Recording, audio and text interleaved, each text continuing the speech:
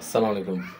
আগে ভিডিওটা দেখুন, ভিডিও কথা বলবো। একটা গজল লিখছি, রাসূলের অপমানে যদি কাঁদে না তোর মন, মুসলিম নয় মুনাফিক তুই রাসূলের দুশমন। এই সে আলেম, মিথ্যাবাদের টাটকা একজন আলেম। কেন বললাম? এই যে কবিতাটা আমাদের কাজী নজরুল ইসলাম তিনি কত বছর আগে লিখে গেছেন, তো হুবহু জিনিসটা এই যে তাহেরি আঙ্কেলে কিভাবে লিখে বলতেছে যে এটা আমি লিখলাম। হ্যাঁ, একজন আলেমের গুণাগুণ বুঝে এরকম হয় মিথ্যাবাদী?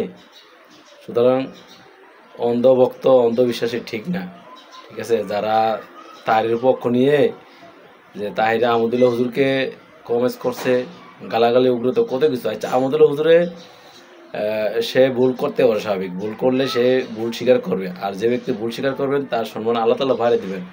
একজন আলেম অন্যজন আলেমের ভুল ধরলে সুন্দর করে বলবে, কিন্তু উগ্রতা কেন? এর জন্য তো এগুলো প্রকাশ করা এটা ঠিক